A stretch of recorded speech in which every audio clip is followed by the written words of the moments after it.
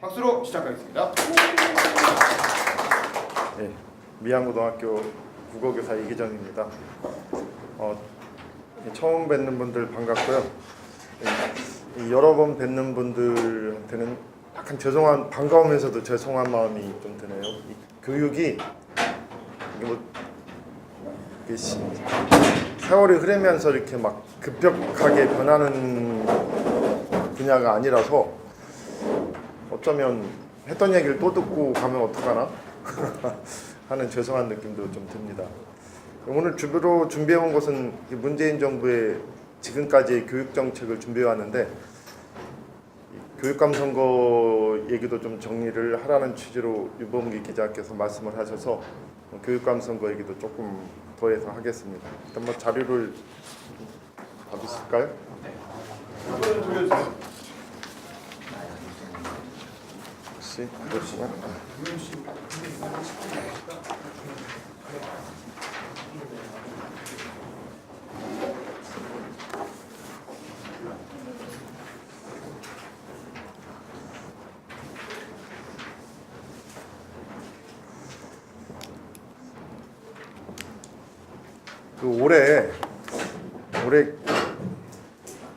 올해 교육감 선거에서 진보 진영으로 분류되는 후보들이 대거 당선이 됐죠.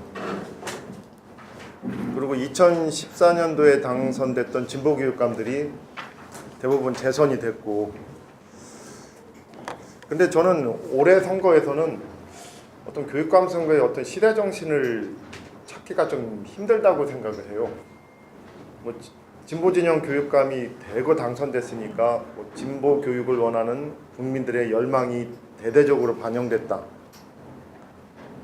라고 읽어야 될 것 같지만 좀 그렇게 읽기 힘들다. 2014년도에 당선됐던 진보 교육감들이 재선이 됐지만 그들의 교육 정책에 대한 열렬한 지지라고 읽을 수도 있지만 그렇게 읽기는 어렵지 않느냐 하는 것이 생각입니다. 그냥 어떻게 보면 전반적인 어떤 정치 지형이라고 할까요? 이 정치 지형상 구도상 민주당의 압승은 예정돼 있었고, 좀 거기에 휩쓸려서 이 진보 교육감도 대대적으로 당선된 측면이 크지 않느냐. 그리고 교육감 후보들은 좀 국민들이 잘 모르는 경향이 많거든요. 그러니까 재선에 도전하는 분이 좀 현재 유리한 측면이 있어요. 그래서 이 민주당의 승리라고 하는 대대적인 어떤 정치적 흐름에 더하여 그래도 현직 교육감들이 이름이 높으니까 현직 교육감들이 대대적으로 당선된 측면이 있지 않느냐 라는 생각을 합니다.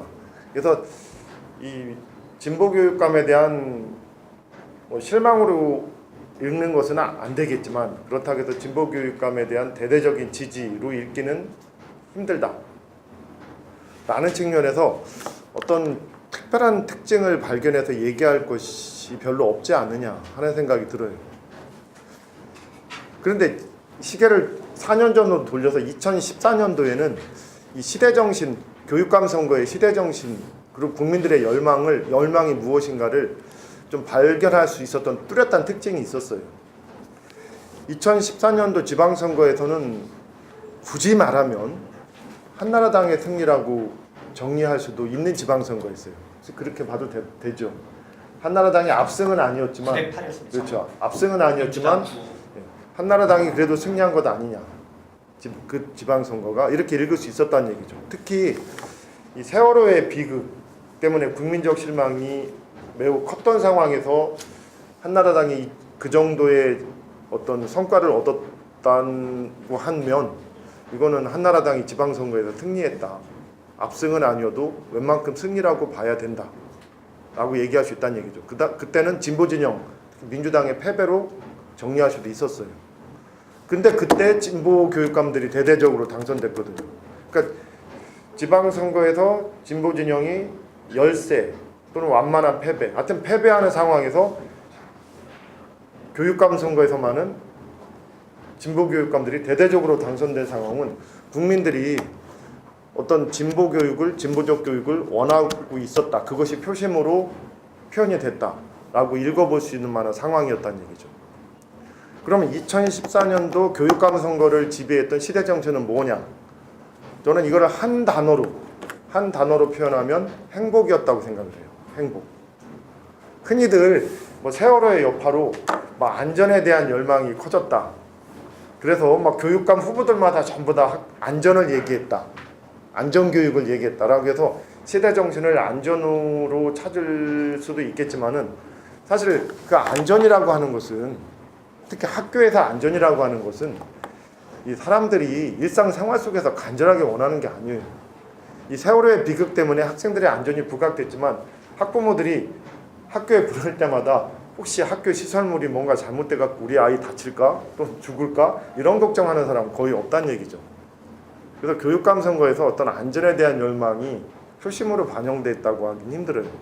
그런데 세월호의 영향 때문에 국민들의 마음속에서는 아이들의 행복을 바라는 열망이 좀 커졌다고 봅니다. 실제로 그 뭐라고 할까요? 세월호의 비극 이후에 제가 강남에 사는 어떤 학부모의 얘기를 간접적으로 들은 경향이 있어요. 그때 강남에 있는 학부모들조차도 아이들한테 그 공부하라는 잔소리를 매우 줄였다. 이 공부하라는 잔소리를 이 세월호의 비극 이전보다 훨씬 더 덜하게 됐다. 라는 얘기를 전해드린 적이 있어요. 그러니까 세월호의 비극 이후로 뭔가 우리의 아이들에 대한 삶에 대해서 국민들이 학부모들이 성찰하게 됐고 그것이 아이들의 행복보다 행복한 삶을 살기를 바라는 열망으로 저는 표현이 됐다고 보는 거예요. 그런데 이 아이들의 행복에 대한 열망은 2014년도에 갑자기 등장한 건 아니었어요. 이 세월호의 비극 때문에 갑자기 등장한 건 아니었어요.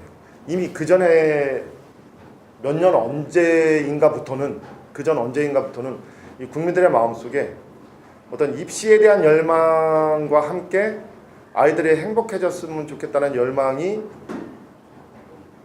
입시에 대한 열망이 존재하지만 여전히 이게 어쩌면 더 강하지만 입시에서의 승리에 대한 열망은 조금씩 줄어들었는데 아이들의 행복을 바라는 열망은 조금씩 더 커졌다는 얘기죠.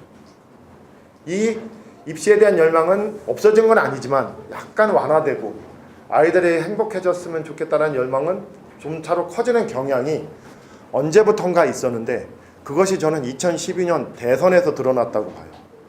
근데 그게 묘하게도 그 아이들의 행복을 원하는 그 열망을 먼저 캐치한 것은 문재인 대통령이나 그 당시 2012년에 문재인 후보나 안철수 후보가 아니었어요.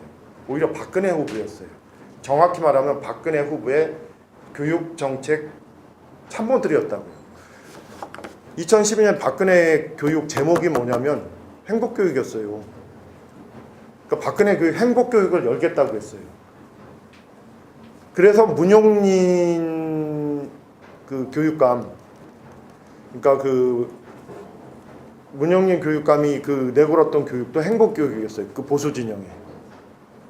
그러니까 저는 이미 세월호의 비극 이전부터 국민들의 마음속에 입시에 대한 열망이 약간 완화되고 행복에 대한 열망이 커지는 그 미묘한 시점에서 이것을 미묘하게 피착한 정치 세력이 박근혜 후보 쪽의 정치 참모들이었다라고 생각을 하는 거예요. 행복교육이란 말이 계속 나와요. 박근혜 후보의 그 공약을 보면. 자, 그런데 이제 세월호의 비극과 더해져서 2014년도에 시대 상황을 지배한 것은 행복교육이었다는 얘기예요.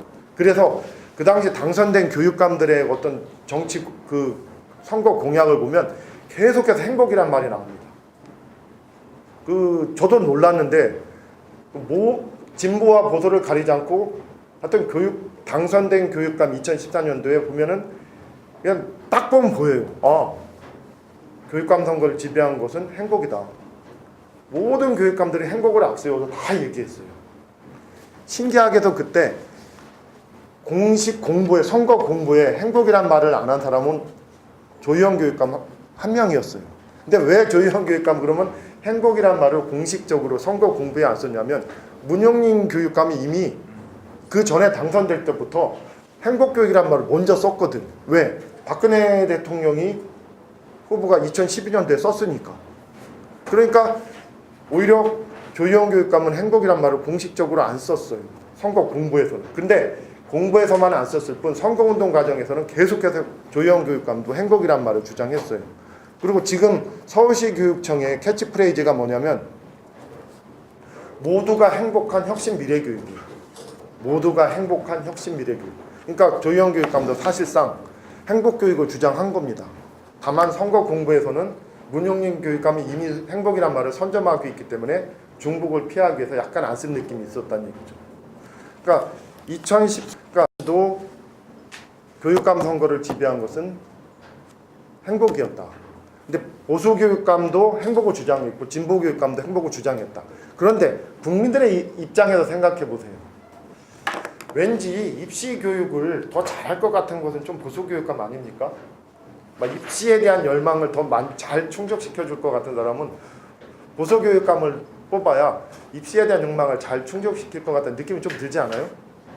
그래서 2014년도까지는 보수 후보들이 교육감 선거에서 유리했어요. 국민들의 열망 속에서는 입시에 대한 열망이 더 크니까. 학부모들의 열망은 입시에 대한 열망이 크니까 보수 교육감들이 훨씬 유리하죠.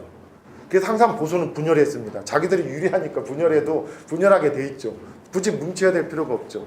근데 진보는 불리하니까 항상 이 후보 단일화를 했죠. 그래서 그 전에도 되게 진보 교육감들이 당선된 것은 보수의 분열의 어떤 그 덕을 본 감이 있어요. 그런데 생각해 보세요. 아이들을 행복하게 만드는 것에 마음이 이렇게 조금 이동하면 왠지 그거는 진보가 더 잘할 것 같지 않아요? 그렇죠. 그러니까 국민들의 마음속에 입시에 대한 열망은 이걸 사라졌다고 생각하지는 않아요. 여전히 크지만 좀 완화됐는데 행복에 대한 열망은 커졌단 말이죠. 근데 여전히 보수는 2014년도에 분열돼 있었다는 얘기죠. 보수는 진보는 단일화돼 있었고, 그러니까 입시 교육에 대한 열망은 줄고 행복에 대한 열망이 커진 상황에서 저는 대대적인 진보 교육감들이 2014년도에 탄생했다라고 생각을 하는 것이죠. 또 2014년도에 시대 정신으로 비롯해서 진보 교육감의 대대적 탄생은 저는 필연이었다라고 해석을 하는 겁니다. 근데 이제 4년이 지났어요. 그러면 이제 4년이 지난 후에 이제 이번 교육감 선거에서 국민들이 보수 교육감들이 아이들을 더 불행하게 만들지는 않았어요. 아마 좀 더 행복해진 측면이 있을 거예요. 그렇다고 해서 교육의 모든 문제가 해결된 건 아니죠. 그러니까 지금 만약에 다른 모든 상황을 배제한다면 아마 진보 교육감에 대한 어떤 대대적인 실망은 아니었지만 그렇다고 해서 대대적인 만족감도 느끼지는 않았을 거라고 봐요. 저는 좀 더 지켜보자는 마음이 대세였지 않느냐, 말로 표현하지 못해도 그런 상황이었다고 생각해요. 그래서 만약에 정치 상황이 유리하지 않았다면 저는 진보 교육감이 몰락하지는 않았겠지만 아마 몇 석은 줄어들지 않았을까 하는 생각을 하는 정도입니다. 몇 석 정도 줄지 않았을까. 근데 이제 대대적인 실망은 아니었지만 그렇다고 매우 흡족하지도 않은 상황에서 이 워낙 정치 지형이 이 진보 진영에 유리한 정치 지형이었기 때문에 거기에 그 힘입어서 이 진보 교육감의 대대적인 탄생이 이루어지지 않았나 하는 생각을 해요. 저는 진보 교육감에 대한 신뢰가 매우 커서 승리하지는 않았을 거다라는 것을 서울시 교육감 선거에서 찾아요. 이 조희영 교육감이 재선이잖아요. 사실 시민들이 아는 건 조희영 교육감 하나입니다. 그런데 보수 박선영 후보와 격차가 10%밖에 안 났어요. 만약에 조영달 교수가 출마하지 않았다면 조영달 교수가 획득했던 17%의 표심은 어디로 갔을까? 저는 보수 쪽으로 더 많이 갔을 거라고 생각이 들어요. 그렇다면 만약에 조영달 교수가 중도 쪽에서 17%를 획득하지 않았다면 조희영 교육감과 박선영 후보와의 그 격차는 더 좁혀졌을 거다. 뒤집혀지지 않았겠지만 매우 좁혀졌을 거다. 그거는 뭐냐면 이렇게 유리한 구도에서 조희영 교육감이 승리는 보잘것없는 승리라고 볼 수도 있다. 이 유리한 구도로 따지면 10% 격차는 크지만 이 엄청나게 유리한 구도 속에서 겨우 10이라고 볼 수 있다는 얘기죠. 그러니까 이거는 크게 실망하진 않았지만 그렇다고 해서 전폭적인 지지를 보내는 것은 아니었다라는 증거로 저는 서울시 교육감 선거를 뽑는 상황입니다. 지금 교육감 선거에 대한 정리는 이 정도로 하고 이제 문재인 정부 교육 정책에 대한 중간 점검으로 좀 가볼까요? 이미 여러 번 얘기한 건 하지만 좀 달라진 상황이 있어요. 이번 그 헌법재판소가 이 자사고 관련자들이 낸 그 헌법소원에서 가처분 시청을 인용했잖아요. 그 어떤 걸 인용했나 혹시 정확히 알고 계신가요? 그러니까 헌법재판소가 가처분 시청을 받아들인 지점이 어느 것인가? 혹시 알고 계십니까? 그러니까 그 두 가지 헌법소원을 냈죠. 두 가지 헌법소원을. 그러니까 지금 문재인 정부 들어와서 초중교육법 시행령을 바꿨습니다. 초중교육법 시행령을 바꿔서 외고, 자사고, 국제고 선발을 바꿨죠. 그래서 어떻게 바꿨냐면 과거에는 외고, 자사고, 국제고가 전기로 먼저 선발을 했었죠. 일반고는 후기였습니다. 근데 이제 과고나 체육고등학교나 예술고는 여전히 정기에 뽑을 수 있게 하고 이 외고와 자사고와 국제고는 정기에서 선발할 수 없게끔 했어요. 그래서 외고, 자사고, 국제고가 일반고와 동시에 이제 학생을 선발하죠. 후기에서. 이렇게 초중등교육부 시행령을 바꿨어요. 근데 단순히 일반고와 함께 뽑는 것만으로는 그 자사고, 외고, 국제고의 영향력을 감소시키고 싶은 어떤 취지를 제대로 실현시킬 수 없거든요. 그래서 또 하나 결합시킨 게 초중등교육법 81조 5항을 개정해가지고 자사고를 지원하면서 일반고도 동시에 지원하지 못하게 만들어버렸어요. 즉 무슨 말이냐면 자사고 외고에서 떨어지면 자기가 원하는 일반고에 가지 못한다는 얘기죠. 그래서 미달된 일반고에 가거나 또는 다른 지역으로 갈 수도 있어요. 몇 개 교육청은 아예 예를 들어서 평준화 지역에 사는 학생일지라도 외고나 자사고를 지원했다 탈락하면 아예 비평준화 지역, 아예 다른 지역으로 보내버리겠다. 이런 식으로 그 정책을 짰단 말이죠. 그럼 이 중에서 이 두 개를 다 헌법소원을 해서 이게 다 위헌이라고, 자사고 쪽에서 다 위헌이라고. 근데 그 일반고와 정기에서 뽑지 못하게 하고 후기에서 뽑게 한 것, 후기 일반고와 동시에 선발하게 한 것은 아직 가처분 신청을 인용하지 않았어요. 그건 이제 본격적으로 따져보자 남겨뒀어요. 근데 그럼 가처분 신청에서 인용한 것은 즉 그 초중등교육법 시행령의 효력을 금지시켜버린 건 뭐냐면 왜 외고나 자사고 떨어졌다고 해서 일반고 지원을 못하게 하느냐, 왜 꼭 미달된 학교로 가야 되느냐, 왜 다른 지역으로 보내버리냐, 이거는 학생의 권리에 대한 중대한 침해다 라고 판별해서 이거에 대한 효력을 금지시켜버렸어요. 이런 상황이 생겼죠. 여기에 대해서 이제 사람들이 어떤 판단을 하느냐, 이 진보진영 쪽에서는 헌법재판소가 이 문재인 정부의 교육개혁, 외고, 자사고, 국제고를 일반고로 전환하려고 하는 이 고교체제 개편에 관한 어떤 일련의 그 행위에 대해서 어떤 브레이크를 걸었다라고 해석하는 사람들이 많아요. 혹시 여러분들은 어떻게 생각하십니까? 여기서 잠시 대화를 좀 하다가 여러분의 의견을 좀 듣다가 얘기를 진행시키겠습니다. 어떻게 생각하십니까? 이게 법원인가요? 대법원? 헌재? 헌법재판소가 헌재가. 판결 내린 겁니다. 근데 그건 학생의 선택권을 지켜주려고 하는 것 같은데요. 그건 뭐 교육 정책이 문제가 아니라 학생들이 당연히 다양한 학교를 선택할 수 있는 게 좋은 거 아닌가요? 그거를 정부가 너무 과도하게 제약하려고 한 게 아닌가. 고교 평준화라고 해가지고 되게 좋은 것 같기는 한데 대원 외고가 있고 자율사립 고등학교가 있고 우리나라가 또 자본주의 사회잖아요. 경쟁 사회기도 하고 가슴 아프지만 저도 일반고를 나왔지만 음역이 되는 애들을 선발을 해서 이렇게 좋은 학교 보내가지고 인재로 키우는 게 우리나라에 도움이 더 된다고 저는 생각을 하기 때문에 아직 그 폐지는 이르다고 생각을 하거든요. 일단 그래도 만약 평준화가 되게 되면은 서로 공평하게 그런 자리가 될 것 같기는 해요.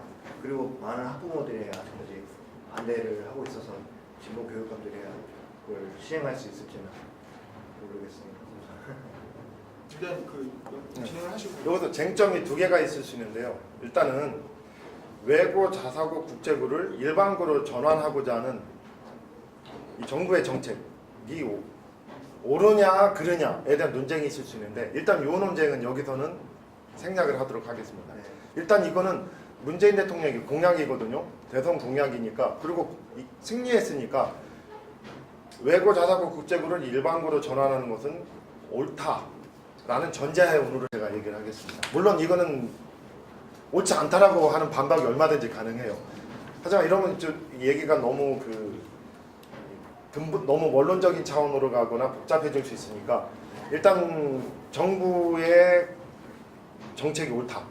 외고 자사고 국제고는 일반고로 전환하는 게 옳다라는 판단을 저는 하에 얘기를 하겠습니다. 실제로 그 공약이었고 승리했으니까. 그리고 이 공약은 심상정 정의당의 공약이기도 했고 유승민 당시 바른정당의 공약이기도 했어요. 그러니까 어떻게 보면 한나라당 빼놓고는 다 모든 정치 세력이 지지하는 공약이니까 뭐 옳다라는 전제하에 얘기하겠습니다. 근데 옳은데 그 방법론, 그러니까 방법론이 옳으냐 하는 것을 한번 따져보자는 것이죠. 아무튼 문재인 대통령이 실시했던 그 방법론, 정기에서 선발하던 것을 후기로 이전시키고 일반과 동시에 공부로 그러면서 동시에 떨어진 학생들은 미달된 일반고에 보내거나 아니면 다른 지역으로 보내버리는 이 방법론이 옳으냐에 대해서 한번 따져보자는 얘기. 저는 자사고 외고 국제고를 일반고로 전환하는 데 있어서 세 가지 선택지를만을 생각해 왔어요. 첫째, 내가 생각하는 상책입니다. 저는 이 정책을, 이 공약을 지지하니까 내가 생각하는 상책은 뭐냐면 그냥 말 그대로 표현 그대로 자사고 외고 국제고를 일반고로 전환하는 거예요. 말 그대로 전환한다고 했으니까 전환하는 거지 그대로. 이거는 초중중교육법 시행령을 개정하면 돼요. 즉 자사고 외고 국제고가 존재하는 법적 근거를 그냥 지워버리면 돼요. 삭제해버리면. 근데 이거는 매우 쉬워요. 그냥 시행령을 개정하면 되니까 대통령의 전적인 권한입니다. 그리고 유승민도 비슷한 공약을 내걸었고 심상정도 내걸었기 때문에 별로 어려운 이유가 없어요. 이게 제가 생각하는 상책입니다. 그럼 중책은 뭐냐? 중책은 뭐냐면 국민의당의 정책인데 없애지는 말고 이미 만들었는데 뭘 없애기까지 해요. 없애지 말고 그냥 추첨으로 뽑게 하자. 왜 면접을 보고 왜 시험을 보냐? 이미 면접 자체가 일종의 시험이거든요. 면접을 통해서 학생들의 학력 같은 거를 다 테스트할 수 있으니까 면접 자체가 시험이거든요. 아무튼 왜 면접을 보냐? 또는 왜 지필고사를 보냐? 이거 면접도 보지 말고 시험도 보지 말고 일반고처럼 그냥 순수하게 추천만으로 뽑아라 하는 것이 제가 생각하는 중책이에요. 이거는 당시 국민의당의 공약이었어요. 좀 완화한 거죠. 이것이 중책입니다. 이거로 가면 당연히 국민의당도 찬성할 거고 정의당도 찬성할 거고 유승민 후보 쪽도 당연히 유승민 후보 쪽도 찬성할 거고 당연히 민주당도 찬성할 거죠. 이게 제가 생각하는 중책이에요. 그럼 이것도 안 되면 하책이 뭐냐면 하책 그냥 포기하는 거죠. 아니 정부가 할 일이 좀 많습니까? 해야 될 일이 그렇게 많은데 뭐 이렇게 교육에 에너지를 많이 쏟아요? 교육이 뭐 이렇게 중요하다고? 교육이 중요하다고 주장하는 건 교육 관련자들이지. 제3자가 생각할 때 더 중요한 건 안 보고 더 중요한 건 경제고 중요한 거 많지 않습니까? 그러니까 그냥 포기하는 거. 물론 포기한다고 국민들한테 선언하는 건 아니죠. 방법은 많잖아요. 자, 원래 대통령 공약에 의하면 국가교육회의가 과도기적 그 조직입니다. 국가교육위원회로 가기 위한 과도기적 기구예요. 그러면 이제 국가교육회의를 발전시켜서 국가교육위원회를 만들고 거기서 이 장기적인 교육계획을 마련할 때 이 자사고 외고 국제고에 대한 정책도 마련하겠다라고 하고 그냥 뒤로 미루면서 포기하면 되는 거지 않습니까? 이게 제가 생각하는 하책이에요. 그럼 지금 문재인 정부가 쓰고 있는 이 정책 그럼 뭐냐? 제가 볼 때는 이 하책도 아닌 지하실을 파고 들어가는 정책이에요. 잘 생각해 보세요. 지금 헌법재판소가 가처분을 인용했단 말이에요. 이 헌법재판소가 그 보수적인 색채가 뚜렷한긴 하지만 그래도 박근혜 대통령을 탄핵한 재판소란 말이죠. 지금의 상황에서 이 자사고 외고 국제고를 일반고로 전환하는 일반고 전환도 아니죠. 자사고 외고 국제고한테 좀 불편을 주는 좀 인기도를 저하시키는 그것을 막고자 가처분 신청을 인용했을까요? 저는 아니라고 봐요. 지금 제가 볼 때 문재인 정부가 쓰고 있는 이 자사고 외고 국제고 정책 아까 말했던 상책도 있고 중책도 있고 하책도 있는데 제가 볼 때는 이거는 약간 치사하고 비열한 정책이라고 봐요. 전 누구의 머릿속에서 이런 아이디어가 나왔는지 모르겠지만 이 아이디어를 개발한 사람들은 교육적 정서 또는 어떤 뭐라고 할까요? 이 학생들을 바라보는 정서, 학생들을 대하는 태도와 자세에서 큰 문제가 있는 사람들이라고 봐요. 그리고 이 정도 사안이라면 분명히 이 교육부 장관이 직접 검토를 했을 텐데 교육부 장관이 그 정책을 그렇게 시행령을 고치는 거에 대해서 무심하게 그냥 지나쳤다고 하는 거예요. 그리고 교육부 장관의 최측근들이 거기에 대해서 아무런 문제의식 없이 지나쳤다는 거에 대해서 저는 매우 놀라워요. 며칠 전 이게 TV의 뉴스에 나왔을 때 저는 이미 다 알고 있는 뉴스였지만 TV의 뉴스에서 우리 집사람이 보더니 그러니까 자사고 외고를 지원했던 학생들이 떨어지면 일반고를 자기 또 원하는 데 지원해갖고 일반고 추천을 하게 하지 않고 미달된 일반고로 보내버리거나 아니면 다른 지역으로 보내버리거나 하는 거에 대해서 우리 집사람들이 기겁을 하더라고요. 저게 말이 돼? 아니 저렇게 할 거면 없애야지. 굳이 저 정도로 학생들에게 불이익을 줄 거면 불편하게 할 거면 어떻게 보면 학생들의 팔을 비트는 거잖아요. 팔을 비틀어서 외고 자사고 국제고에 지원하지 못하게 할 거면 그럼 깨끗하게 그 학교를 없애버려야죠. 즉 공약대로 일반고로 전환해야지. 그것도 아니라면 그냥 추첨으로 뽑아야지. 존재는 그대로 두고 학생을 선발하는 권리는 다 준 상태에서 그냥 아이들로 하여금 거기 지망하는 아이들로 하여금 너 인마 거기 떨어지면 큰일 나 지망하지 마 이런 방식으로 외고 자사고의 인기도를 저하시켜서 걔들의 위상을 좀 저하시키는 길을 가야 되나요? 우리 집사람 마음속에서도 바로 보자마자 뭔가 불편함을 느꼈다고. 저건 아닌 것 같은데. 저는 이 정책 봤을 때 매우 불편했어요, 마음이. 이게 논리적으로 나는 안 불편해 하면은 반박할 증거는 없어요. 무슨 상관이야? 그렇게 해서라도 외고 자사고의 위상을 저하시켜야지. 그거 어떻게 보면 외고 자사고 가는 애들한테만 이게 어떤 유리한 것을 그냥 박탈하는 거지 더 손해나는 거 아니야. 그거 괜찮은 거야 하고 주장한다고 하면은 이걸 논리적 차원에서 반박할 근거는 없어요. 근데 저는 매우 불편했어요. 내 마음이. 그리고 우리 집사람도 불편해요. 그럼 여기 있는 사람들은 어떨까요? 저는 정상적인 학생에 대한 그 따뜻한 마음 또는 학생 전체를 대하는 어떤 그들을 대하는 어떤 그 인간적인 마음이 있다면 이 정책에서 상당 부분의 불편함을 느끼는 것이 자연스럽다고 봐요. 너무 일반고 자사고를 일반고 자사고를 외고 자사고를 일반고 전환하겠다는 너무 여기에 사로잡히지 않는다면 불편함을 느끼는 게 당연하다고 봐요. 문재인 정부가 지금 교육부가 동원한 방식은 바로 그거예요. 저의 마음을 불편하게 한 방식이고 제 아내의 마음을 불편하게 한 방식이고 저는 헌법재판관들의 마음을 불편하게 한 방식이었다고 저는 봐요. 자 보세요. 외고와 자사고를 가는 애들은 가난한 자 학생보다는 부자 학생이 많긴 맞아요. 저 강북보다는 강남 학생들이 더 많긴 해요. 그렇긴 해요. 그러나 학생이 갑점에서 봐요. 이제 중3에서 고등학교 가는 학생이란 말이죠. 정부가 인정한 자사고 외고예요. 그렇죠? 정부가 없앨 수 있는데 그냥 존재는 인정했어요. 그럼 면접이라든가 이런 걸로 뽑는 것도 다 그냥 법으로 할 수 있는데 안 하고 남겨뒀어요.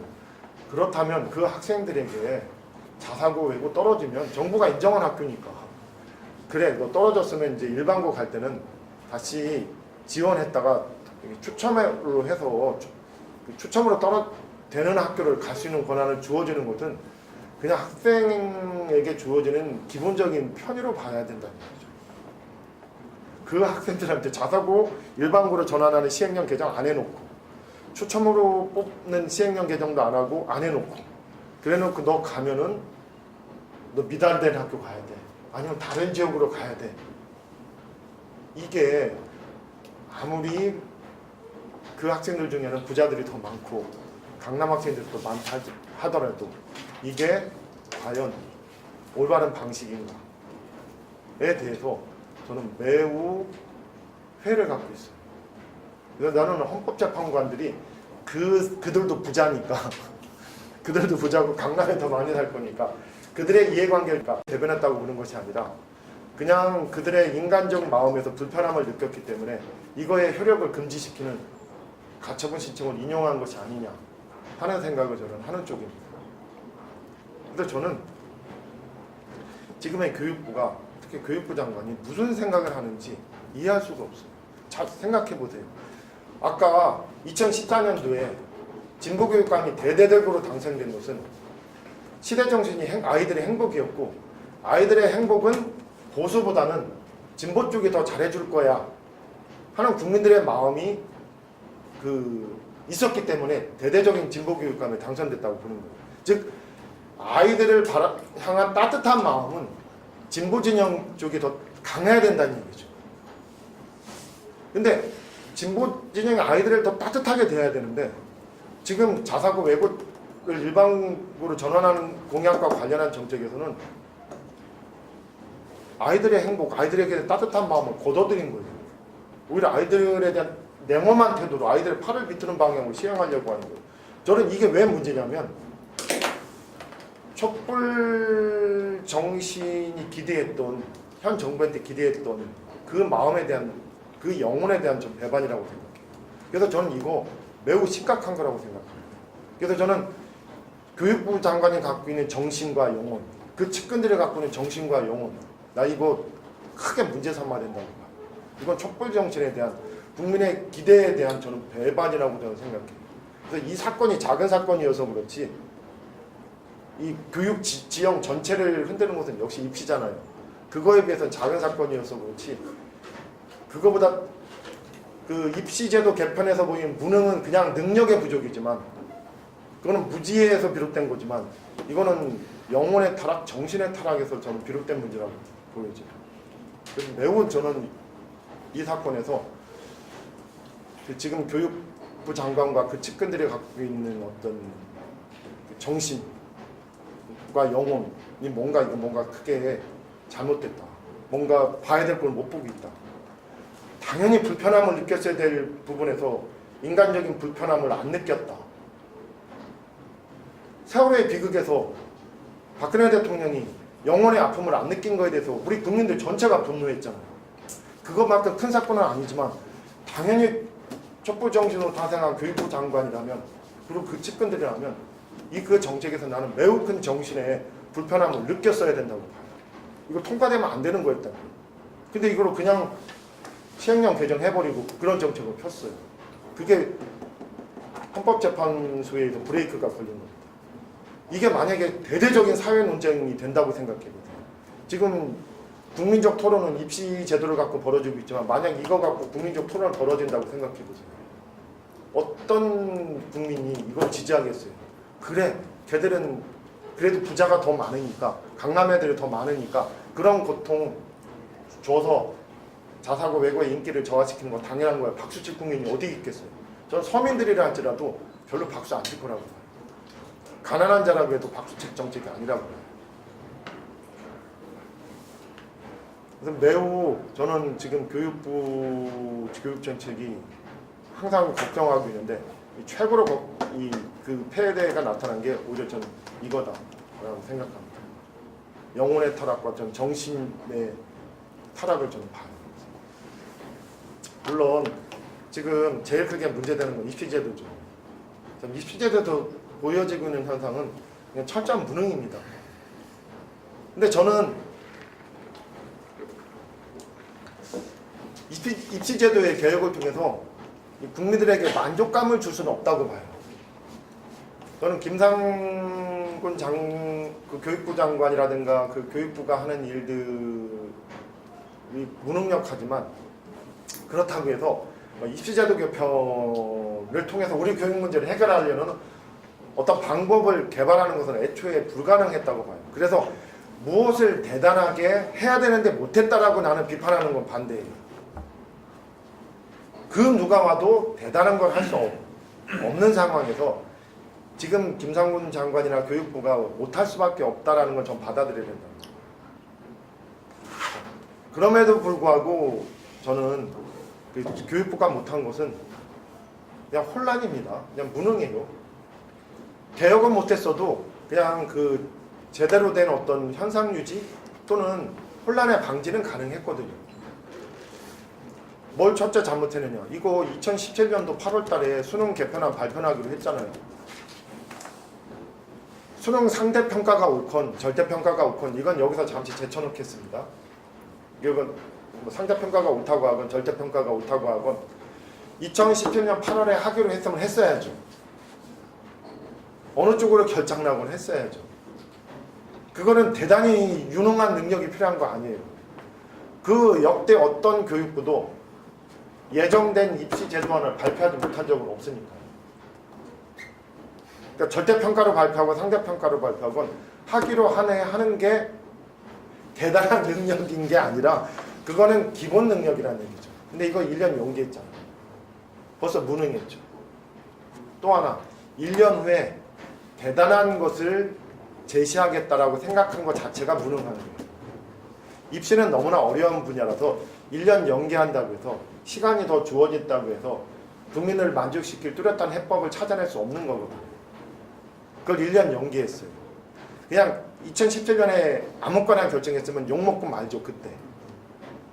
그러니까 지금 1년 연기하는 바람에 욕을 따따블로 먹는 거잖아요. 그것이 정부의 부담까지 주는 거잖아요. 그러니까 1년 연기한 것 자체가 무능한 거고요. 1년 연기하면은 좋은 대책이 마련되겠지 하고 생각한 것 자체가 무능한 거예요. 또 하나는 교육부가 결정하지 않고 모든 것을 국가교육회의에 넘겨버렸잖아요. 모든 것을 국가교육회의에 넘겨버렸어요. 뭐 수능 절대평가, 상대평가, 장점, 단점 뭐 이런 식으로 모든 걸 정리해갖고 넘겨버렸어요. 그걸 8개월 동안 했어요. 그거 전문가들 한 3명 모이면 일주일이면 끝낼 작업이에요. 생각해보세요. 수능 절대평가의 장점, 단점, 수능 상대평가의 장점, 단점, 뭐 학종의 장점, 단점. 아니 그 장점, 단점 정리하는 것은 전문가들 몇 명 모이면은 밤새면 하루 이틀이면 하죠. 그거 무슨 8개월 걸려요. 그냥 단점, 단점, 장점, 단점 이렇게 병렬적으로 정리하는 거죠. 그걸 8개월 했어요. 그래놓고 모든 것을 진짜로 모든 것을 국가교육회의에 넘겨버렸어요. 거기서 결정하고 거기 더 해달라고. 이거는 진짜 말이 안 되는 거예요. 아니 그냥 지금 4개 중에서 하나 결정한다고 하잖아요. 그 4개 안 정도는 마련해서 국가교육회에서 결정해달라. 이렇게 했으면 이해가 돼요. 한 3개 정도 안을 뭐 2개건 3개건 4개건 안을 마련해서 이것 좀 해주세요 하는 건 말이 되는데 모든 것을 다 넘겨버렸어요. 다. 그 조합이 수백 개가 된다고 하잖아요. 하나하나에 대한 그 장점 단점을 적어서 넘긴 거니까 뭐 많으면 1000개가 넘는다고 하는데 조합을 짜면 그걸 다 넘겨버렸어요. 무능한 거죠. 그리고 국가교육회의에 넘겼다는 것 자체가 또 무능한 거예요. 왜?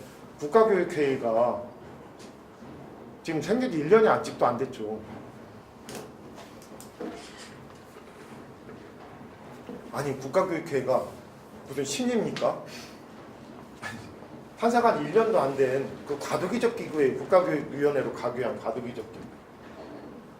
천재들을 모아놔도 교육부보다 못할 수밖에 없어요. 아직은. 천재들을 모아놔도.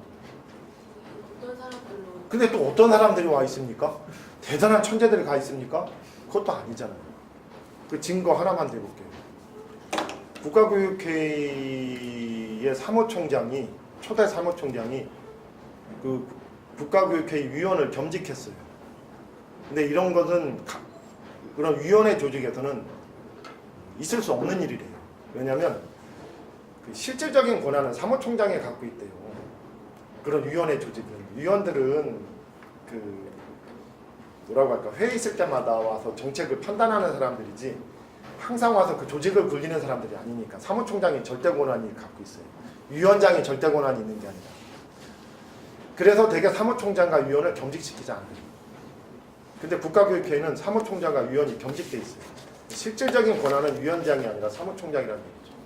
그러면 국가교육회의의 사무총장은 이 정확한 이름은 사무총장이 아닐 수 있지만 그냥 사무총장이라고 하겠습니다. 편의상.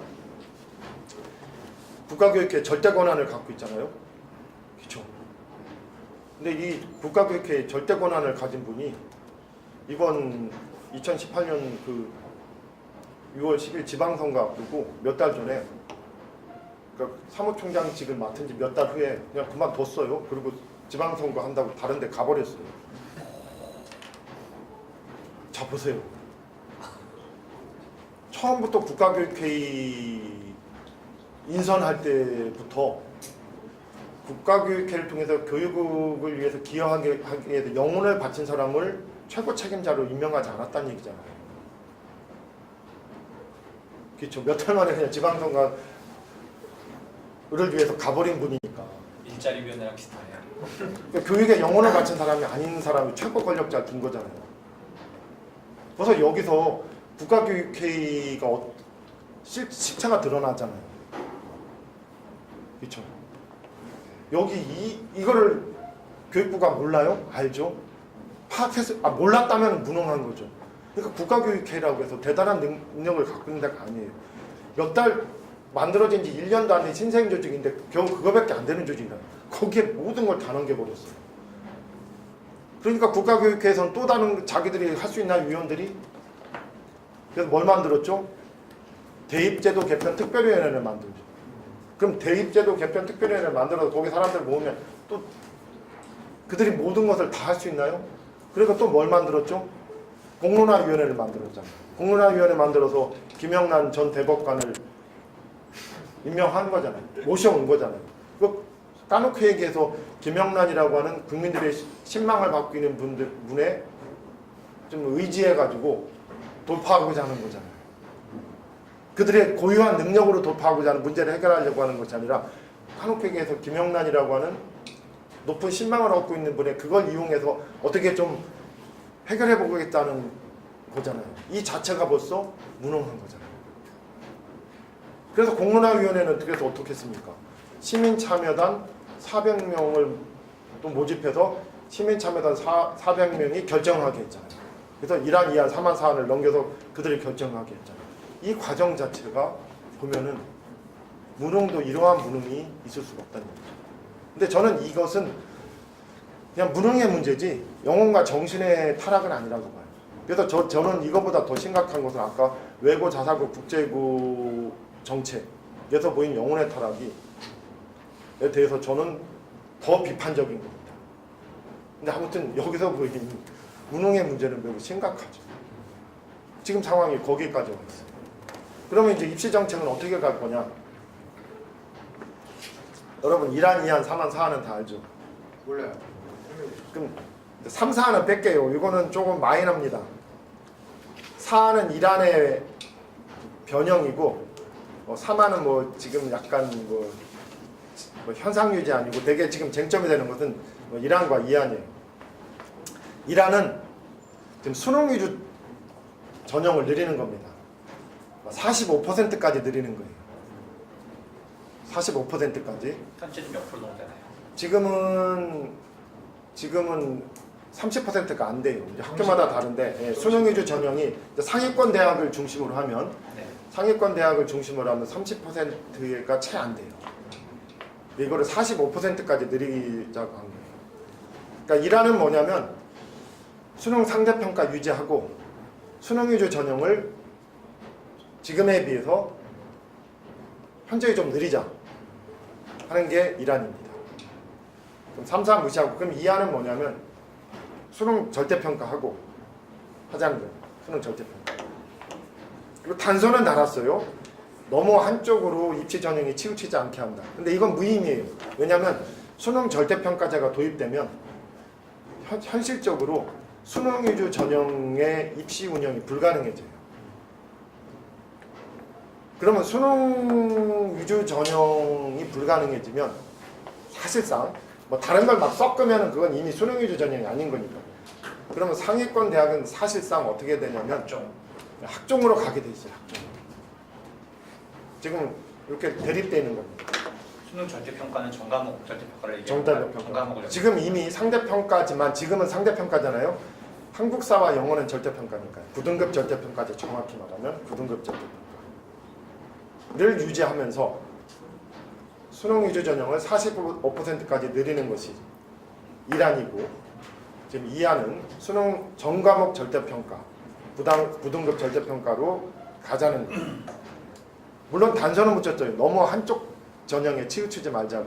그러나 이거는 필연적으로 수능 위주 전형이 무력화되고 필연적으로 상위권 대학은 학종으로 갈 거예요. 물론 중하위권 대학은 학생부 교과 전형으로 갈 수 있겠죠.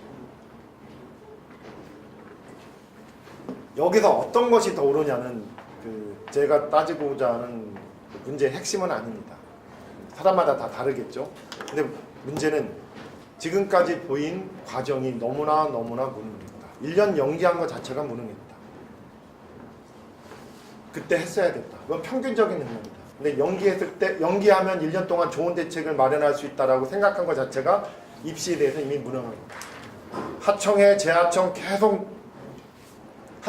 결국 시민참여단까지 내려간 그 과정도 무능한 거다. 자, 그래서 우리는 이제 1안과 2안을 중에서 3, 4안은 무시하죠. 1안과 2안 중에 아마 결정이 나리라고 저는 봐요. 근데 아마도 저는 99.9%의 확률로 1안으로 갈 거라고 봅니다. 그럴 것 같네요. 제가 봐도. 왜냐면 이제 지금부터는 이제 제 가치관이 조금 개입될 수도 있지만 왜냐면 순수하게 입시라고 하는 것은 어떤 가치관이 개입될 수 있고 어떤 것을 이루기 위한 수단일 수도 있잖아요. 그래서 입시 불평등을 완화하기 위한 것을 전략 목표로 삼았을 때 어떤 입시가 더 적절하냐. 이것은 흥묘백면론의 관점. 그러니까 뭐 등수평이 얘기했다는 뭐 국민들 뭐 잘 살게 만드는데 인민들 잘 살게 하는데 흰 고양이면 어떻고 검은 고양이면 어떠냐라는 관점. 그러니까 입시 불평등을 완화하기 위해서는 어떤 고양이가 좋은가? 또는 학교 교육을 변화시키기 위해서 여러 가지 정책을 펴는데 여기에 적절한 입시는 어떤 입시가 적절한가? 뭐 이렇게 달라질 수 있어요. 근데 이런 거 빼고 다 빼고 그냥 입시만 좁게 보면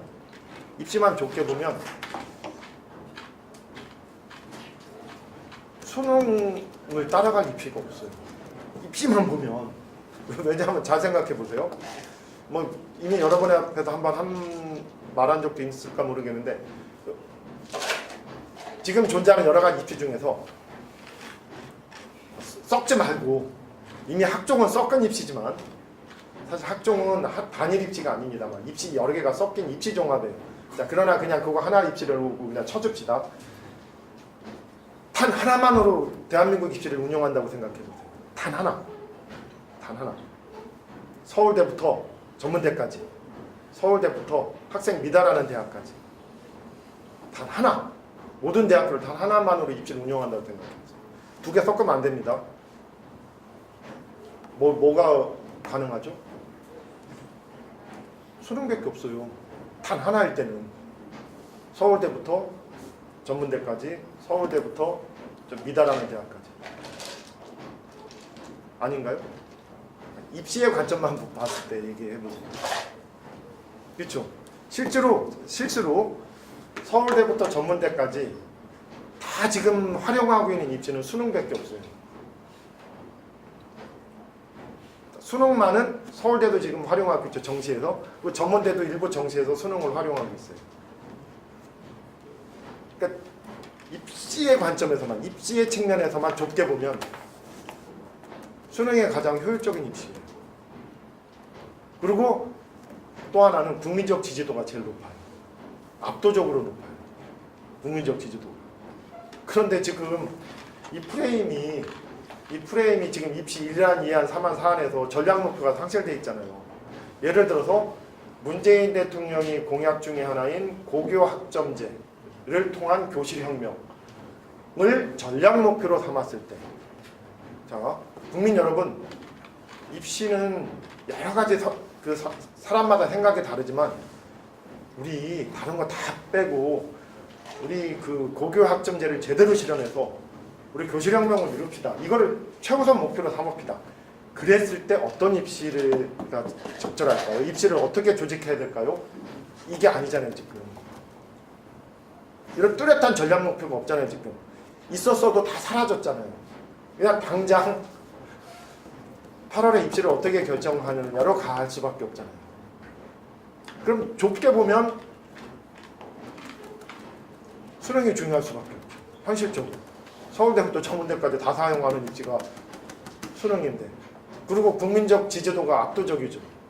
아마 여론조사를 하면 70 정도 나올 거예요. 나머지 교과전형이나 논술전형이나 학종이 30 나올 거예요. 그러면은 답은 정해진 거 아닙니까? 시민참여단이 이 평균적인 국민들을 모집했다면 그냥 일환으로 99.9% 결정이 나는 것이죠. 자, 그러면 보세요. 99.9% 일환으로 결정이 날 건데, 그러면 수능이 좀 느는 거예요. 학종은 좀 줄겠죠. 저는 학종 비판자입니다. 옛날에는 내가 저를 소개할 때 학종 오락가락주의자라고 했어요. 학종에서 장점을 발견하려고 어떻게 해서든지 하다 보니까 오락가락했어요. 근데 지금은 비판적 입장을 붙였어요. 자, 그러나 저는 학종 비판자지만 수능 늘면 우리나라 교육이 얼마나 좋아지죠? 이란이 결정돼서 수능이 좀 지금보다 늘고 수능으로 뽑는 정시가 좀 늘고 좀 학종 늘면 우리나라 교육이 얼마나 더 좋아질까요? 어떤 문제가 해결되죠? 뭐 좋아지는 면이 있고 악화되는 면이 있겠죠. 근데 그게 서로 상쇄되면 저는 남는 거 별로 없다고 봐요. 그래서 1년 동안이나 그렇게 이게 많은 뭐라고 할까요? 끌면서 국민들에게 대입제도 개편안을 마련한다고 그야말로 시간을 끌었다면, 그리고 국민들에게 그렇게 얘기했다면, 그리고 막 국가공론화위원회까지 만들어서 막 이렇게 했다면 겨우 이거 하려고 이렇게 1년 동안 끌고, 특히 고1과 고3, 고1과 중3은 매우 혼란스러운 상황에 직면하게 됐잖아요. 그러니까 고1, 중3 학생들과 학부모들에게 그렇게 큰 혼란을 주면서 겨우 요구하려고 1년을 끌었나요? 그러면은 허탈하다는 거죠.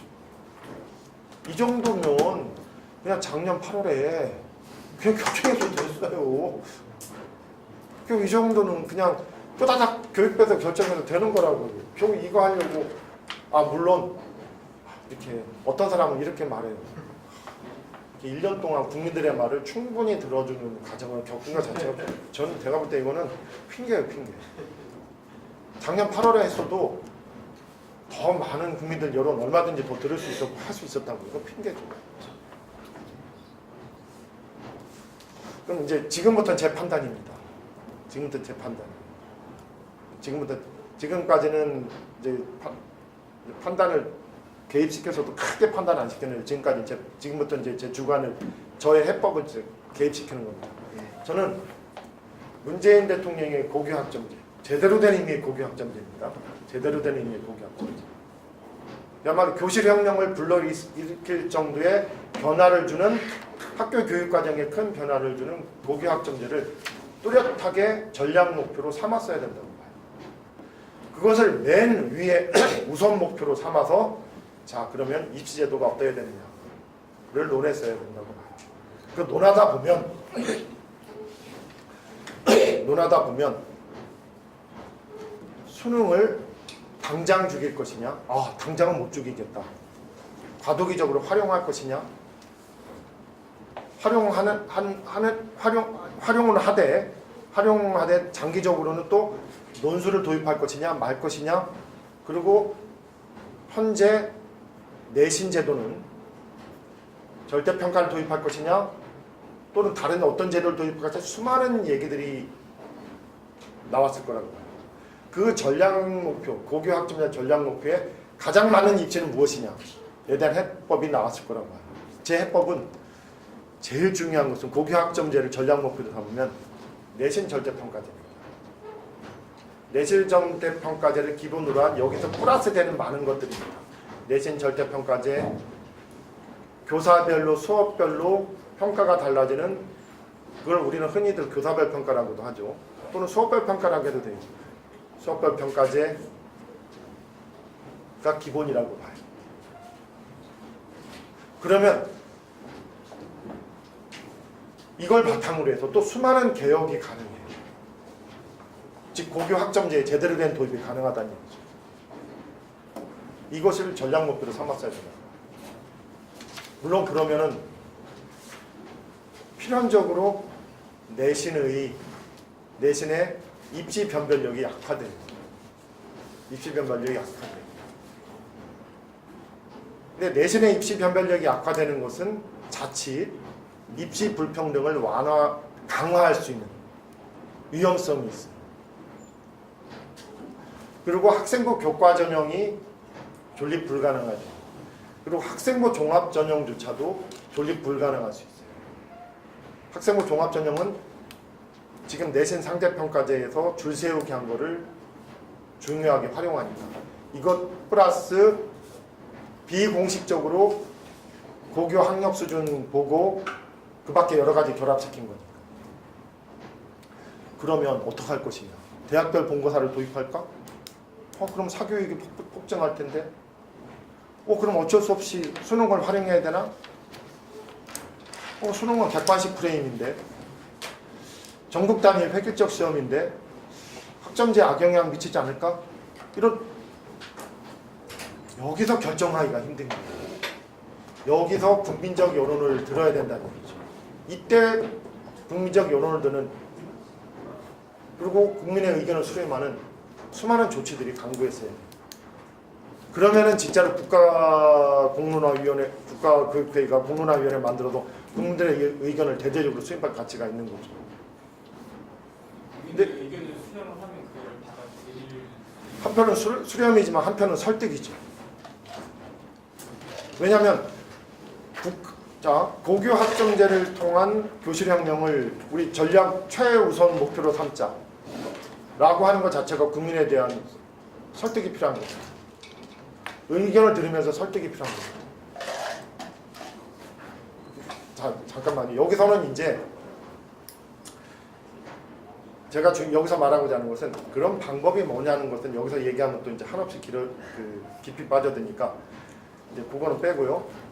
제 가치 판단은 교실혁명을 이룩하기 위한 고교학점제를 전략 목표로 삼았어야 된다는 거고 제 판단은 그러기 위해서는 만약 그걸 전략 목표로 삼는다면 내신 제도의 개혁이 필수고 내신 제도를 개혁할 때 그 필수 중에 또 필수는 내신 절대평가제 또는 매우 느슨한 상대평가제와 수업별 평가가 또 필수라는 얘기입니다.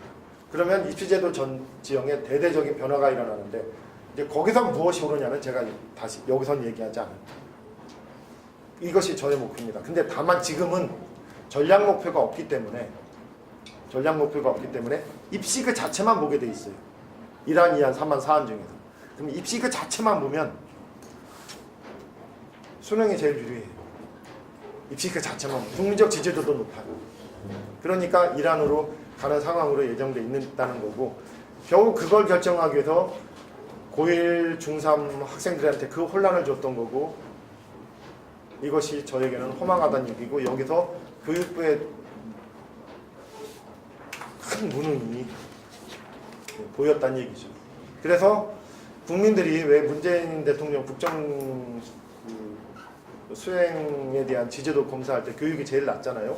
원래 교육은 그럴 수밖에 없다는 걸 전 인정해요. 원래 제일 낮아야 되는데 그럼 그다지도 낮아야 됐느냐?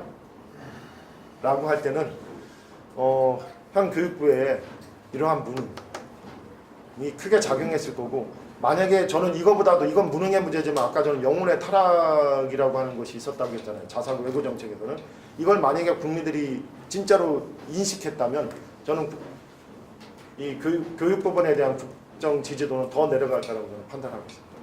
뭐 이쯤에서 제 말 정리하죠. 지금 뭐 그냥 뭐 건너뛰면서 하겠습니다. 그 외고 자사고 국제고 일반고 전환은 시행령 상황입니다. 그래서 국회 동의 없어도 되고요. 뭐 이재정 교육감의 9시 등교 정책은 저는 긍정적으로 봐요. 근데 얼마만큼 정착되는지는 죄송하지만 제가 잘 모르겠습니다. 근데 아마 좀 웬만큼은 퍼져 있을 거예요. 그러나 전면화되지는 못했을 거예요. 이 조영 교육감 좋은 일 많이 했죠. 그 정도. 그러나 교실에서 수많은 사업을 했을 텐데 그게 이제 국민들이 체감할 수 있는 큰 사업은 교육감이 할 수 있는 건 별로 없어요. 그래서 뭐 그걸 못했다고 해서 조영 교육감을 욕할 필요는 없어요. 뭐 그럼에도 불구하고 뭐 일선의 교사들과 학생이 느낄 수 있는 뚜렷한 어떤 좋은 정책이 있느냐? 잘 기억은 안 나요. 그러나 특별히 우리를 괴롭게 하는 정책을 편 적도 없어요. 그런 정도. 뭐 엄청 많은데. 네, 그리고 학생인권 조례 이후에 그 학생의 인권은 엄청 향상됐습니다. 10년 전으로 시계를 돌리면 뭐 교사가 패고 뭐. 근데 지금은 거의 욕 사라졌고요. 패는 것도 거의 사라졌습니다. 근데 오히려 학생들이 교사에 대한 욕은 진짜 엄청 늘었어요. 제가 직접 이렇게 볼 정도니까 꽤 많이 늘었어요. 근데 불행하게도 학생의 인권도 신장되고 교사의 인권, 교사의 권위도 신장되는 게 맞아요. 근데 이게 충돌하면 안 되는데 불행히도 이게 충돌해서 교권의 추락이 일어나고 있는 게 비극적인 현실이죠. 그러면 이게 진짜로 상호 모순되느냐? 학생의 인권이 신장되면 교사는 욕을 먹어야 되는 게 많으냐 하면 그건 아니라고 봐요. 이거는 이 제도와 우리 교육청, 교육부 그리고 우리 교육계의 능력으로 해결될 문제라고 봐요. 제가 볼 때는 이걸 아직 이 부분에 대한 인식이 부족한데 빨리 지금 교육감들이 이 부분에 대한 인식을 가져가지고 학생의 인권도 신장되고 교사의 인권과 권위도 신장되는 이게 동시에 이루어지는 것이 가능하니까 가능하도록 만드는 것. 뭐 어떤 방법이 있느냐는 좀 생략하지. 너무나 그건 세부적인 얘기일 수 있으니까. 역사 교수님이 그냥 넘어가겠습니다. 예. 바뀌는 정권 바뀔 때마다 바뀌는 게 바람직하지는 않겠죠. 많은. 그러나 또 뭐 한쪽에서 또 이렇게 하면 저쪽에서 또 바꿀 수밖에 없으니까 언젠가는 끝나야 될 일이라고 뭐 보여집니다. 근데 어느 게 옳다라는 것은 뭐 제가 여기서 논쟁에서 빠지겠습니다. 예. 뭐 역사교육 선생님. 고교학점제 얘기가 나왔는데 이 고교학점제가 사람마다 다 위상이 달라요. 머릿속에서 그리는 게. 근데 지금 고교학점제가 일부 학교에서는 시범 학교가 되고 있어요. 2022년도에 전면화하겠다는 거. 근데 이미 말씀하셨듯이 고교 학점제가 시행되기는 학교도 있다고 했잖아요. 근데 제 관점에서는 없어요. 그러니까 이게 사람마다 고교 학점제가 뭐냐가 다 달라요. 그래서 내가 그냥 궁지여책으로 제대로 된이라는 수식어를 집어넣는 겁니다. 제대로 된이라는. 이게 제대로 된이라는 수식어가 없으면 얼마든지 우리 그 윤범기 기자가 이 신촌대학교에 대학교라는 이름 붙였잖아요. 그렇죠? 어떻게 보면 그냥 이런 그 자발적인 공부 모임에다가도 대학교 이름을 붙이듯이 지금의 교육 과정에다도 얼마든지 학점제라는 이름을 붙이는 게 가능해요. 그러니까 이 학점제를 최악의 경우 그냥 지금과 똑같이 이름만 고교 학점제로 바꾸는 것부터 시작해가지고 제가 생각하는 교실혁명을 바꿀 정도의 우리가 부러워하는 교육 선진국에서 시행되고 있는 교육과정이 가능한 그런 고교 학점제도 있을 수 있고 이 중간에서 사람마다 그리는 상이 다 다릅니다. 그러니까 제 관점에서는 시범학교도 불가능해요. 지금 운영되고 있는 시범학교는 따라서 고교 학점제 시범학교라고 제 눈에는 안 보여요. 왜냐하면 제가 생각할 때는 서구 선진국들을 보면 내신은 절대평가제입니다. 또는 무지무지 느슨한 상대평가가. 그리고 교사가 그 학생 수준에 맞게 교사마다 수업을 달리할 수 있어요. 그리고 달리할 수 있다는 얘기는 교사마다 평가를 달리할 수 있다는 얘기예요. 그리고 그 수업을 보장한 교과서는 교사가 선택할 수 있어요. 이게 고교 학점제의 필수 내용입니다. 제가 볼 때. 여기에 학생의 선택이 결합되는 거죠. 그런데 지금 내신 제도는 전국 단일해요. 교육부의 지침에 의해서 모든 고등학교가 똑같이 내신 제도를 상출합니다. 그래서 지금 시범학교도 다 내신 상대평가제와 학년 단위 평가제를 기본으로 깔고 약간의 선택을 내린 다음에 시범학교라고 하는 거예요. 그러니까 제 관점에서는 시범학교가 진행되고 있지만 제대로 된 제 관점에서는 고교 학점제를 진짜로 시험하는 게 아니에요. 현재 내신 제도 속에서 유지하는 거니까. 그러니까 이 고교 학점제가 각각 머릿속에서 그려지는 상들이 다른 건데 그 개방형 교육 과정도 이 고교 학점제라는 이름은 못 붙이고 고교 학점제의 취지를 도입한 것이죠. 그래서 학교에서 약간의 선택을 느린 겁니다. 현재의 내신 제도. 이번에 약간의 선택을 느린 거죠. 근데 약간의 선택을 내리는데 학교의 업무는 엄청 늘고 복잡해지고 또 그 시범학교 개방형 교육과정 시범학교 학생 수가 매우 적은 학교 예산 엄청 많이 들어갑니다. 비효율적이고 낭비적인 방식으로 들어가는 것 같아요. 그래서 말씀하셨듯이 이거 잘못하면 예산만 엄청 들어간 교육은 못 바꿀 위험성도 매우 큽니다. 그래서 저는 이 고교학점제도 뚜렷하게 국민이 합의할 수 있는 고교학점제의 내용을 공유해야 되는 게 사실은 문제예요. 이게 지금은 고교학점제의 내용을 채우기 위한 사람들의 어떤 전쟁이 벌어지고 있는 거예요. 저는 저 나름대로 여기서 전쟁을 하고 있는 거고 고교학점제에서 필수적인 것은 학생의 단순한 선택제가 아니라 반드시 내신제도의 변화, 학교 내신제도의 현저한 혁명적인 변화, 그것과 함께 학생의 선택의 결합. 자, 이것이 내용이다라고 계속 저는 얘기하고 다니는 것이죠. 자, 그 관점에서 봤을 때 지금 시범학교는 제대로 된 시범학교가 아니고 지금 고교 학점제를 시행하고 있는 학교는 전무할 수밖에 없고 2022학년도에 도입되는 학점제는 아마도 지금대로 가면 내신 절대평가제 도입 못합니다. 이거 아까 말씀드렸듯이 입시에 수많은 변화가 일어나는 거예요. 부작용도 있을 수 있어요. 근데 아직까지 입장 못 당했다 그러면 못하는 겁니다. 따라서 제가 예상하는 2022학년도는 고교 학점제라는 이름은 들어올 거예요. 고교 이름은 들어올 거예요. 그리고 약간의 선택을 학생들한테 내릴 겁니다. 근데 고교 교육을 획기적으로 못 바꾸고 뭔가 학교가 어수선해질 거예요. 지금 교실에서 자기 반에서 수업 받는 게 이게 획일적인 수업밖에 못하지만 이게 학생에게 안정감을 주거든요.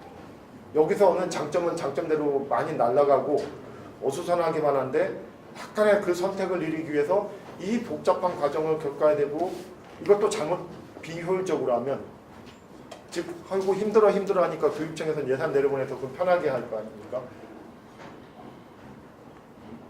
얘는 그 예산의 낭비만 있을 수 있는. 그래서 2022학년도에 고교 학점제가 또 한 번 정권에 이게 큰 부담이 되는 위기가 될 수 있는. 근데 요 과도기적 혼란 속에서 욕을 먹는 것은 미래에 가면 칭찬으로 바뀔 수 있죠. 근데 그런 욕 말고 어차피 괜히 쓸데없는 짓 하다가 아무것도 안 되는 일을 했다라는 식의 욕을 먹는 쪽으로 가는 고교 학점제가 2022학년 도입될 것 같아요. 그런 걱정을 합니다. 여기서 끝내죠. 뭐 많은 수고하셨습니다. 감사합니다.